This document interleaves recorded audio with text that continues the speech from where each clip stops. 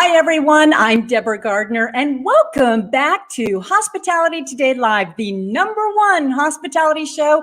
And we're also the top 15% in the podcast world. Woohoo! So thank you so much for joining us, where my amazing guests actually share real life topics through their own perspectives, opinions, stories, and lessons. And today I have an exceptional, just a wonderful, wonderful businesswoman and friend that I am so excited for you all to meet, because we're going to talk about speakers. And who better to help us dissect this topic than the recent National Speakers Association President, CSP MP, Liotta. Now, I am just so delighted to have her on the show because she actually believes speakers and subject matter experts is a greater need than ever before. And after she's held and served over 50 board positions, started several charities, along with her generational work, she's also an author, successful businesswoman, and I know you will want to hear from Anna what she has to say in this tell-all episode. We're going to talk about all kinds of things, and we hope that you'll join us for a lot of questions and comments. Like, what's it look like for speakers today? How can decision makers connect with the ready speakers? And what does this all look like for speakers online and on-site, and so much more? So don't go anywhere. Stay tuned. We'll be right back.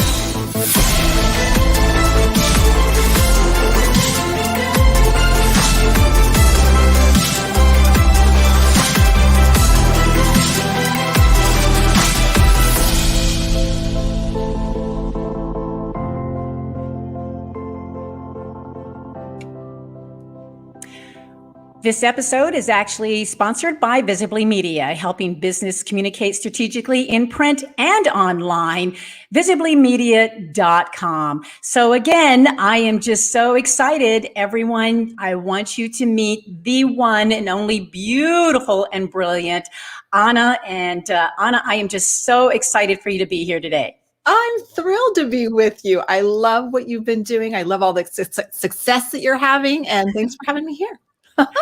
Absolutely. Now, I know this episode is very short, and speakers, we can talk forever. And we do. So we got so much to cover and so much fun. And I know people will have questions and comments that will want to say hello to you as well, your fan base, I know. And yet I want to start out by mentioning that, speakers, we love to speak on our expertise. Yes. And you are the CEO of the Generational Institute. And yet, of all people that I know, of all speakers that I know that know their expertise, it's you. Why? Because I found out that you are the youngest of 19 kids.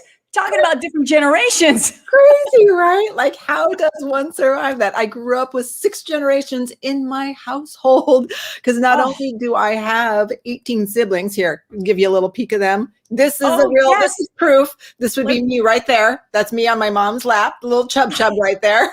Of course, this isn't quite all of them, but this is the last picture in which my siblings think I was cute. So that's why I'm showing you this one.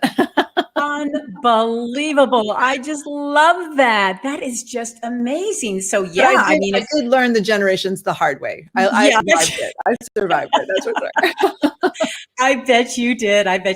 That is just incredible. Absolutely incredible. And of course, we're just so delighted that your expertise is not only in generations, but also in the speaking world. And there's so many meeting and event professionals and decision makers out there, from the C-suite all the way down to, the admin level, that want to know a lot about your wisdom when it comes to speakers.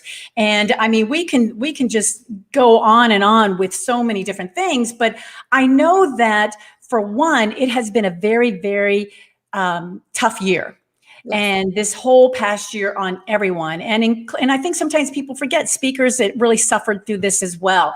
And yet I know that we need to come together and really decide what is it that we really need to know about speakers. And so what does it look like from the speaker perspective right now today? So it has been a tough year for the speakers as well as everyone else in the industry. And one of the things that speakers are, really proud of and excited about right now is that they have leveled up their skills. They have leveled up their ability to create experiences for the audience, both on site as well as online. And that becomes really, really important because as we move forward, we know that our partners in the hospitality industry are having that conversation about how do we take care of both and audiences. As we return to on-site, how do we make sure that we're also taking care of the people that we attracted and engaged with in that other modality? And so right now, speakers are ready to take the 60-minute keynote and make it an extraordinary experience full of texture and emotion and energy, as well as partner with you on how to make the experiences that you're creating that next level.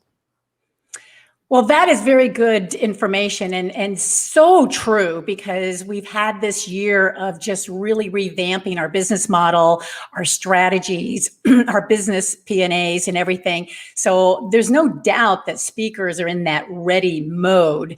And you mentioned about the 60-minute keynote. Is that still going to take place, or do you think that's something of the past?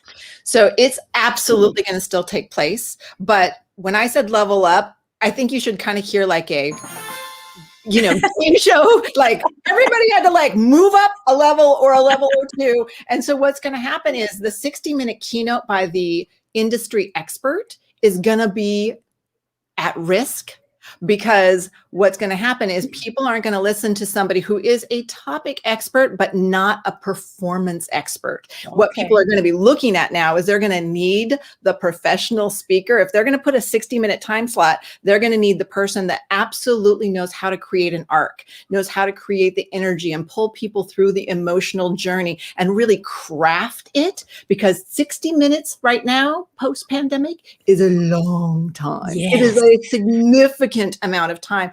So somebody that might have been able to get up there before and put their dense content and slides with a lot of PowerPoint bullets, and baby boomers might have suffered through that, and Gen Xers were like, okay, I get it. I don't know that I have any other choices. But our millennials and our Gen Zs that are in our audiences will absolutely leave the room, right? They'll just get on their phones, or they'll get up and walk right out. There are things that were already challenged before the pandemic. Before all of this, we knew that they were broken or bankrupt or weren't going forward. And we were already trying to reinvent it. But now post this time, people have no tolerance threshold for that. So the 60-minute keynote with a professional speaker is as viable as ever. But the 60-minute expert that was just going to fill with dense content, those are the ones people are going to have a lot of trouble with. Okay, that makes sense. So how can decision makers, and those are majority of our viewers right now, connect with those ready speakers? Well, they are all over the space and place in their websites. They've got their websites showing you that they're ready for whatever you've got. But here's what I would say with them in connecting with them.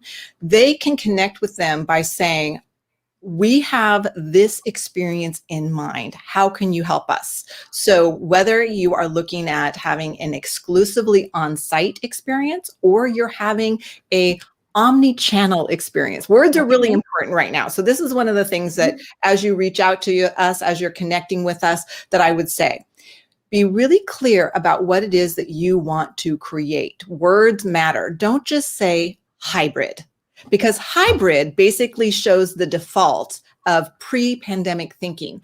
I'm taking what it used to be and I'm smushing it with what it is now, and I'm calling it hybrid. Not really excited about it. Not really happy that I'm doing this. I'm pushing it together because we have to do something. So I really encourage my clients to think about, how are you designing from an omni-channel experience? How are you making sure that you're not leaving behind that audience that got created during this time? For instance, one of my colleagues had done an on-site experience that regularly had about 350 people come. In the first few months of the pandemic experience, he opened it up globally and had 2,000 people who had always wanted to attend, but could never get the ticket from the, wherever in the world they were to come, to now participate. So now, speaking on his stage, I'm constantly thinking about both and the on-site and the online, and creating the omni-channel experience for them as I create that texture, and not having one audience be superior and the other audience be inferior. So how do we not orphan any audiences as we move back to the wonderful together spaces of on-site? Oh, very good point. Very good point. So, though, you say the words we use to describe our gathering does matter then, as an example of hybrid. It reveals where our thinking is coming from, right? Okay. When we say we're going back to, the moment you put the phrase back to, you're actually going in reverse. And Right. what that signals to your audience members and to the people that you're inviting is, Yep. This is perhaps not, they're to the Gen Xers among us, the Scooby-Doo ear. They're like, what are you talking about there? And so, but it signals when you say we're going back to work, right? So take it away from this. People are like, I have been working. I have been, grinding. I've been hustling. So it's returning to on-site. Right? We're going to be gathering, convening, dining, meeting on site or online. But really, everyone has to do a metric for what is the most important things that we're trying to create, and what are the things, where does it work best for us to create that? Is that something that's in the main room? Is that something that's in the breakouts? Is that something that's online? One of the things that the National Speakers Association and I did together at the beginning of all of this was we had to take our 5-day event and create value for people now. So we pulled all of our breakouts forward starting May of last year. And we had every Monday and every Thursday, the breakouts delivered in a 1-hour format for 4 months. So we moved to an experience, the influence experience, instead of just an event. So when we're thinking about how are we serving our customers, we're thinking about how do we do that both and in every aspect. Good point. Good point. And you hit it right on the nail as far as the experience. That's what everyone's going to be looking for this time. And as you mentioned before, especially with the generations being bored, people are going to be looking and wondering what is going to happen at these gatherings and what that experience is going to be like in order to keep their attention span. Because that's going to be the main challenge for everyone, not just speakers, but for everyone that is involved with meetings and events. And under that hospitality world, there's so many creative ways that we can do this. It's just a matter of saying, hey, I have permission now to be creative and to try something new and different out there. And why not? I mean, it's in the post-pandemic here, there's not going to be any rules. Everything's going to be like, hey, let's give it a try. And if we fail, we fail. If we succeed, we'll use it again, or, we'll try something else if we take it to a new level. So you hit it right on the nail. The experience is what everybody's going to be looking for. Well, I can see that you have a lot of fans right here on, and we're going to put them on so they can say hello. One is Randall, of course, forward to in-person and online. He's very excited about that. We got John Chan, who's in Seattle, saying hello as well. We love John. And Lisa actually has a question for you. So this is good. As you can see, how does that back to thinking that you were talking about, this type of thing? So let's talk about that. Yeah, Lisa, thank you for saying one of my favorite phrases to ixnay right now is the nostalgia trap. Okay. When we think about we want to go back to, we're getting all this serotonin dumping of, oh, it was so great. I so loved it. But it wasn't great for everyone before, right? There were many things that were not equitable. There were many things that we knew we needed to reinvent. So when we start talking about back to or remember how, we're actually in our nostalgia, but that is not going to serve us as we go forward. It's really about reimagining and bringing more voices into the conversation. This is the key for every leader right now, to be thinking about not how do a few people go away and ask the questions, but come back with the answer. It's more about how do we get better as leaders, asking better questions that are more open and inclusive and getting many voices into the conversation. We've been in the paradigm of a few people getting the answers, rolling it out. And now it's really about how do we include the voices of Gen Z and the millennials? How do we ask questions consistently and repeatedly? You know, earlier, you were talking to Pete a couple of episodes ago, and you had actually shared something from Association Now. About 84% of the CEOs surveyed were saying that right now people really cared about the organizations being clear about their values, clear about their stands, where they were, and that they wanted to be heard in that. And it's absolutely true. Right now, every organization, if they are going to engage their people, they need to frequently ask those questions and not just do it, as Pete said, you know, an old annual review, right? It needs to be a pulse. It needs to be consistently. And he talked about doing like 20 questions in their pulses. It doesn't even have to be 20 questions. It can be a daily pulse question. It can be a weekly pulse question, but we need to be reaching out to the very vocal customers that we have. And customers might be internal and it might be external, but reaching out to our very vocal customers and asking them, what was the best of what you experienced during this time? What is it that you really enjoyed? And how do we reimagine that into our experiences now? Interesting. Very interesting. Yeah, that's very good points and such golden nuggets at the same time. And I know we're going to go back and forth between the decision makers and the speakers, although it's all under one topic.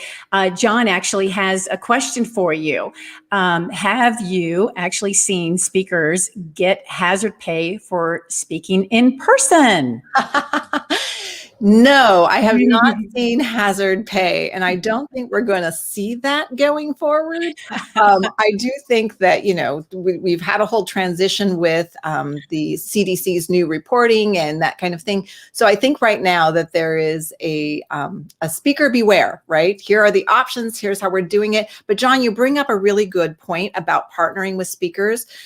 One thing that we need to let speakers know is, what are we doing as an organization? So I was just working with an organization yesterday that said, we are absolutely requiring that everyone demonstrate that they're vaccinated. Well, actually, they're saying that they, you know, that they say when they register that we are vaccinated, because we are being a vaccinated, fully vaccinated event. And that is that organization's choice, and that's what they're doing for that. So they're asking people to self-identify. As a speaker, we want to support what our client is choosing their event to be. So now we need to know from the client, what kind of experience are you going to be doing? Are you going to still be doing socially distance? Are you doing a vaccinated only? How can I help you? So we need to be proactive. If somebody was saying, you know, come one, come all, we don't care, you know, in the room, no masks, no matter what, then as a speaker, that's our choice now. Is that the environment we're going to put ourselves in? And frankly, as a speaker, you get to choose if you tell the client in initial conversations, I am vaccinated, right? Because it's not something they can require you to tell them, but I think that it's a partnering step to go ahead and declare your choice and let them know very clearly where you are on that choice. Yeah, and communication is going to change just as fast as the meeting and the events industry is changing. So every day is going to be a new day of how you approach each other, whether you're approaching a speaker or you're approaching a customer. So communication and just staying on top of what's really important to the other is going to be definitely key. So good point. I think that everybody has to think about, you know, with that communication and their reimagining, what's the core four of what's really important to them right now in their gatherings, in their, you know, meetings, their dining, they're coming together. What's the core four for them? When we think about why we come together, it's connection, it's community, it's curiosity, experiences, and of course, it's cash, right? We want to make money on all of this. But when we're making our choices as organizations about why we're doing what experience, what's your core four? Are those your core four? And every choice that you're making going forward in how you're creating that experience has to go back to those core four. Oh, there you go. I like that. Well, and here's another question. Again, your fans are just popping in and out I here. love it. Go for it. This is from Visibly Media, who happens to be sponsoring this episode, and they want to know, what can we do to better partner with speakers to create great hospitality experiences? Now, I know everybody's going to want to know this. Great question. Yes. Well, here's the thing. Speakers are ready to be available to your people for in real life moments. And I think that's one of the things that people right now are looking for is how do we get those in real life moments? So how do you want to create those IRLs? And how can the speaker help you? Whether it's, now that we are at the stage we're at, is it a meet and greet that happens before? Is it something that happens on site? Is it something that happens, where you give people more of those life to life, connection to connection in real life moments with speakers? And we just want to know in advance, how can we help you with that? Every speaker is looking for, what experience do you want to create? What specifics can I do? How can I help you create the intimacy of the moment and make sure that the time that we're there is about that connection? I think these first round of conferences that we're going to go through, there's this pent up demand for community. And people are almost saying, education is great. And sure, we want the education, but we want time with the people. So the speaker is looking for, okay, I'm available. How can I be there for you? Is it, the cocktail? Is it the Instagram moment where we get the book together? What can I do to help you have those in real life moments? Yes. And not even, it doesn't have to be 200 people. It could be 50 people. It doesn't even matter what size it is. You're absolutely right. People want to gather, and that's going to be key for us to get rolling, because in essence, the hospitality industry really won't be back fully to the 2019 numbers until 2024. But we can help by getting it going, just one step at a time. And it will. We've been through this, rodeo before, and this one definitely was a beast. And we definitely know that it's going to come back. But it's up to everyone to work together to communicate, to make these gatherings happen. So I believe that speakers are a huge, huge part of that extended team to any meeting and event organization. And I believe decision makers need to embrace them, like you said, and bring them on and bring them in to help you. Because think about it. I mean, I don't know, haven't we been to like how many conferences and conventions? We've seen it all.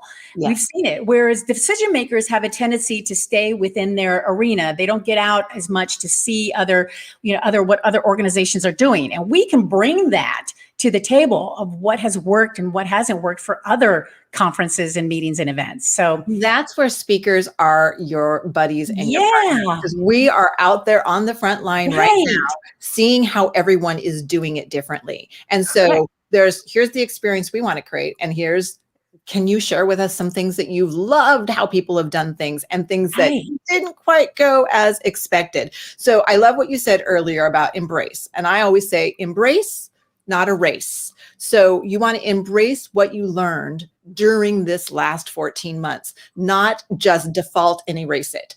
One of my lovely colleagues up here is Canlis Restaurant. It's a fine dining landmark institution. And during the pandemic, they, nobody was coming in for fine dining at the level that they did it. So they boxed it up and they started sending it out to people. And then they created Camp Canlis, where you could, go and have fine dining in a yurt, right? And then they created Canlis Cares, which is for another person, you can buy a package and you send it out, and it's got all the Northwest things in the Canlis Cares package. So these are things that, even though, of course, fine dining is back at the levels, they're not going to erase the learning and the introduction to an entirely new generation, because that kind of fun and play of Canlis was new to the millennials and soon the Gen Zs. It was something that the boomers and traditionalists really enjoyed, but the younger generations had not yet found them as a product. So embrace, not erase, the reimagination.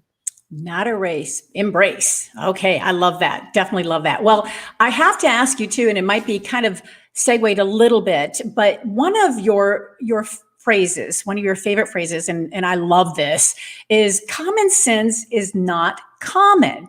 Now, tell us a little bit about that, and how does that apply to the hospitality industry?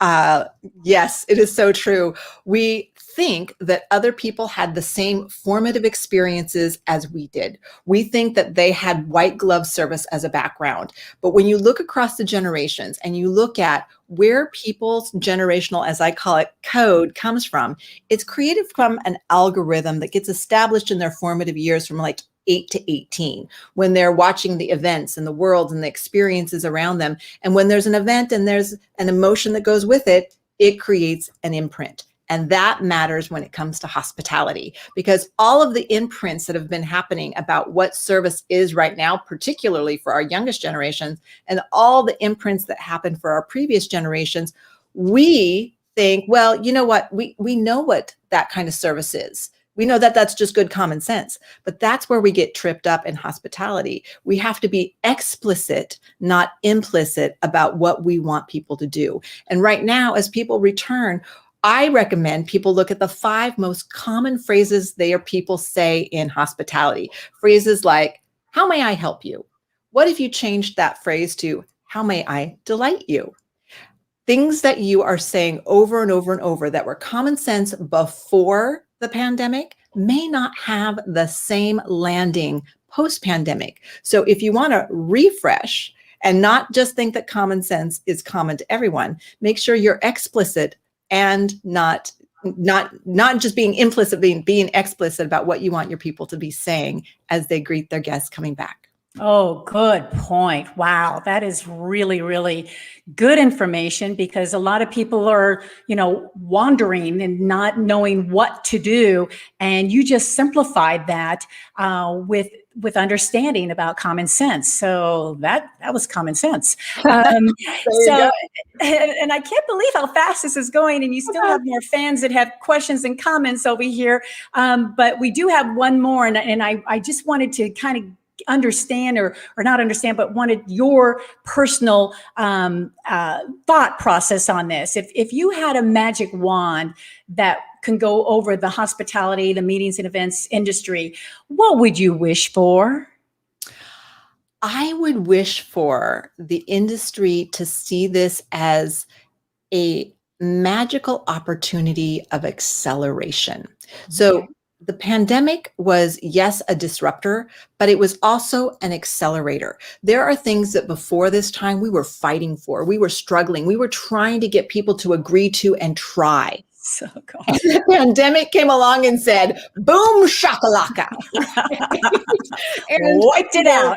Just things like taking it out of just hospitality for a moment, like we've been trying to tell people that work is not a destination, right? Work is something you can do from anywhere, depending on your industry. So that was something people wouldn't try out. And now it has been proven. So I would say use the acceleration moments of the pandemic and make sure that they're golden for you. Don't just say, oh, disruption, forget about it, we're going to go back to, because you will have missed the opportunity in the crisis. And there are many things we don't ever want to revisit, but there are some things we want to maximize. Right. Good point. Very good point. Wow. Thank you so much. That was great information. And again, I can definitely continue this conversation for another 30 minutes, but we're out of time.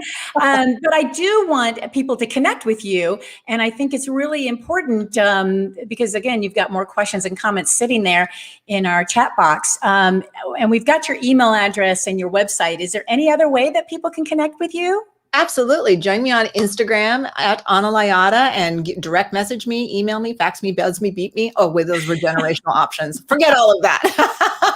Yes, and I can contest to all the, especially the decision makers, the viewers that are watching right now. Anna is very, very easy to connect with and so easy to talk to and communicate with. So she can handle any generation. So LinkedIn, no matter what age you are. Gen Xers, connect with me on LinkedIn. Millennials, connect with me on Instagram. Yeah, there you go. Send me an email. Whatever you want.